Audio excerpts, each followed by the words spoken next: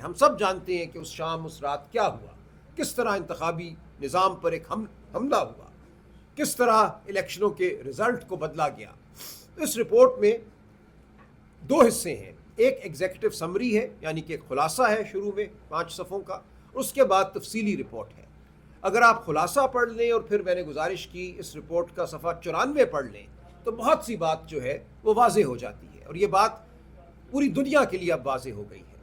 کس طرح P T I کو معطوب کیا گیا 8 فروری 2024 سے پہلے کے جو چند ماہ ہیں, کس طرح پی ٹی آئی سے اس کا الیکشن سمبل بلہ چھینا گیا 13 جنوری 2024 کو, جو کہ آخری دن تھا انتخابی نشان دینے کا. اس دن رات 11:30 بجے سپریم کورٹ کہتی ہے پی ٹی آئی کو انتخابی نشان نہیں ملے گا, اور پی ٹی آئی کے تمام امیدواروں کو آزاد امیدوار قرار دیا گیا. مقصد یہی تھا کہ یہ آزاد منتخب ہو کر آئیں اور ان کو پھر ہارس ٹریڈنگ کی نظر کیا جائے, ان کو توڑا جائے, ان کو دیگر پارٹیوں میں شامل کیا جائے. پر آفرین ہے کہ پی ٹی آئی کے وہ اراکین جن کو جیتنے دیا گیا 93 اور جن کو آزاد کہا گیا, ان میں سے کوئی بھی نہیں ٹوٹا.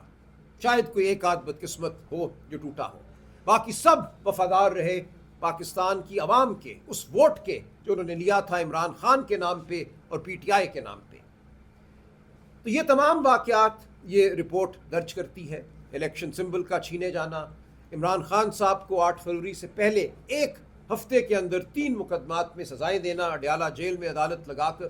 صبح 9 بجے سے رات 12-1 بجے تک یہ عدالت چلتی تھی. خود میں اس میں پیش ہوا عدت والے مقدمے میں اور دیگر مقدمات میں. سارا دن ہم وہاں کھڑے رہتے تھے, 14 گھنٹے وہاں ہم نے بحث کی اپنی ٹانگوں پر, اور مقصد صرف یہی تھا کہ 8 فروری سے پہلے خان صاحب کو سزائیں دی جائیں.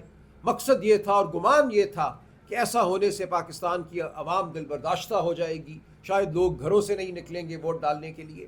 لیکن ایسا نہ ہوا. 8 فروری کو پاکستانی قوم نے ایک ایسا جواب دیا, ایسا جمہوری جواب دیا جو اب تاریخ کا حصہ ہے اور ایک تاریخ ساز جواب ہے. پاکستانی قوم باہر نکلی اور اتنے بڑے نمبروں میں پی ٹی آئی کے حمایت یافتہ پی ٹی آئی کے کینڈیڈیٹس کو, امیدواروں کو ووٹ ڈالے کہ منصوبہ ساز اپنے منصوبوں کے ساتھ بیٹھے رہ گئے, اور پھر ان کو اس رات وہ کرنا پڑا جس کی گواہی اب یہ رپورٹ دیتی ہے.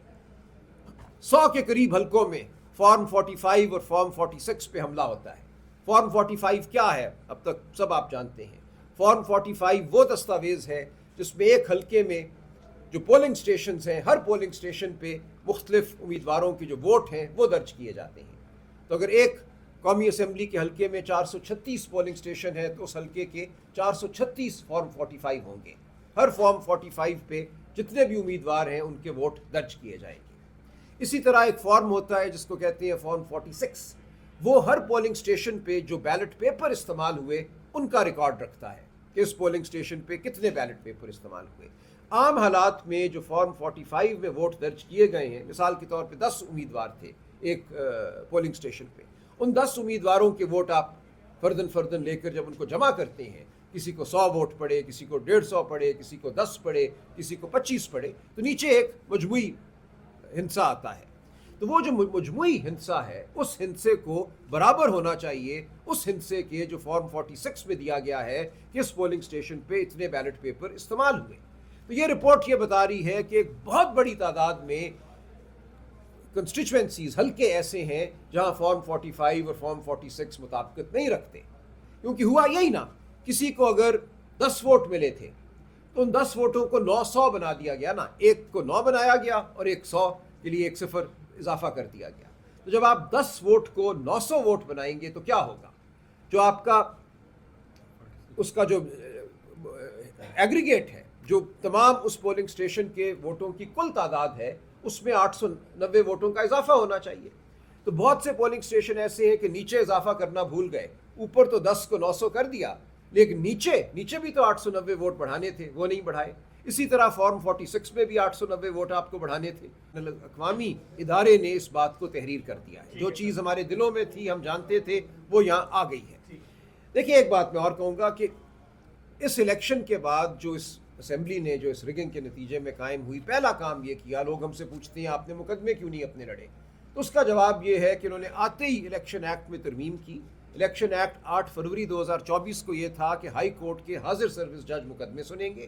انہوں نے ترمیم کر کے یہ کہا کہ الیکشن کمیشن اپنی ثوابدید میں ریٹائرڈ ججوں کو مقرر کرے گا, اور پھر الیکشن کمیشن نے چن چن کر ان لوگوں کو جج مقرر کیا الیکشن پٹیشن سننے کے لیے جو پی سی او کے جج تھے, جن کو جج کہا ہی نہیں جا سکتا, اور ان کے پاس یہ مقدمے پڑے ہوئے ہیں, یا وہ ان کو تکنیکی بنیادوں پہ خارج کر دیتے ہیں یا سنتے ہی نہیں.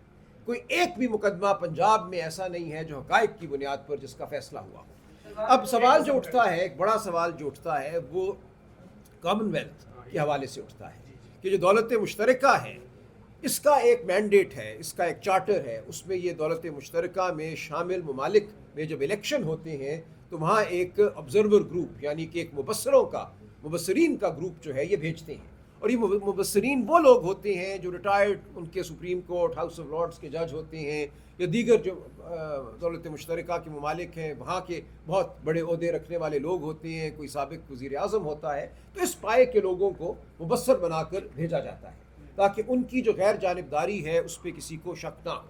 اب اس مبصر گروپ نے جو پاکستان آیا تھا اپنی رپورٹ 8 فروری 2024 کے الیکشن کے حوالے سے 20 نومبر 2024 کو مرتب کر لی تھی, حتمی رپورٹ, اور وہ کامن ویلتھ دولت مشترکہ کے سیکریٹریٹ کو دے دی تھی. تو سوال یہ اٹھتا ہے کہ اس رپورٹ کو کیوں چھپایا گیا؟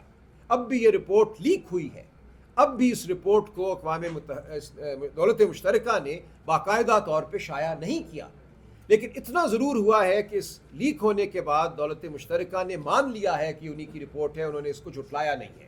ہم یہی کریں گے نا کہ اپنا مقدمہ عوام کی عدالت میں ہم پیش کرتے رہیں گے. یہ جو میرے سامنے ایک اور دستاویز ہے اس میں نے جیسا کہ انگریزی میں عرض کیا Trinidad tobacco, Sri Lanka, Ghana, ان سب ملکوں میں جو 2024-25 میں الیکشن ہوئے ہیں, اور ان سب ملکوں میں دولت مشترکہ نے اپنی رپورٹ 3 یا 4 ماہ میں شائع کر دی. اب یہ جو گفتگو آپ کے ذریعے پاکستانی عوام اور پوری دنیا تک پہنچ رہی ہے, اس گفتگو کا مقصد ہی یہ ہے کہ حقیقت کو ظاہر کیا جائے. جو حقیقت ہم جانتے تھے اور جس کو اب پوری دنیا نے تسلیم کر لیا ہے, اس حقیقت کا تذکرہ کیا جائے. اور یہ پاکستانی قوم نے فیصلہ کرنا ہے کہ کیا انہوں نے اپنے آپ کو بھیڑ بکری کی طرح رکھنا ہے. جن لوگوں نے حملہ کیا اس الیکشن پہ ان کے نزدیک تو یہ لوگ بھیڑ بکریاں ہیں, ان کے ووٹ کی, ان کی آواز کی, ان کی سوچ کی کوئی وقت نہیں ہے. تو یہ ایک مقدمہ ہے جس کا فیصلہ تاریخ کرتی ہے, جس کا فیصلہ بالآخر ہر قوم کرتی ہے. ہماری قوم کوئی کسی اور قوم سے بزدل نہیں.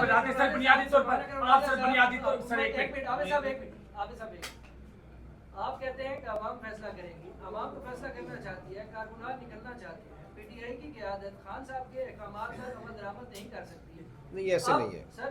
سوال اب خان صاحب نے بڑا واضح ہدایات دی ہیں کہ محمود خان اچکزئی اور علامہ راجہ ناصر عباس کو اپوزیشن لیڈر کے عہدے پہ تعینات کیا جائے, نامزد کیا جائے. آپ لوگ کیوں اسٹے آرڈر کے پیچھے چھپے ہوئے ہیں؟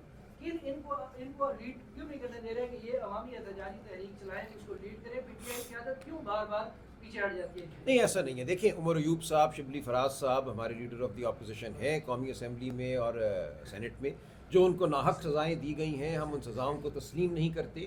ہم سمجھتے ہیں کہ ان کی نشستیں آج بھی بحال ہیں. ایک قانونی عمل چل رہا ہے, اگر اس قانونی عمل کے نتیجے میں ان کو کوئی ریلیف ملتی ہے تو وہ واپس آئیں گے, اسمبلی میں بیٹھیں گے. لیکن اگر ایسا نہیں ہو پاتا تو پھر بالکل جو خان صاحب کا حکم ہے اس پہ عمل ہوگا. راجہ ناصر عباس صاحب ہمارے سینٹ میں لیڈر آف دی اپوزیشن ہوں گے, اور محمود خان اچکزئی صاحب ہمارے قومی اسمبلی میں ہوں گے. اور جو ہماری تحریک ہے تحفظ آئین کی وہ بالکل آگے بڑھے گی, اس میں کوئی دو رائے نہیں ہے.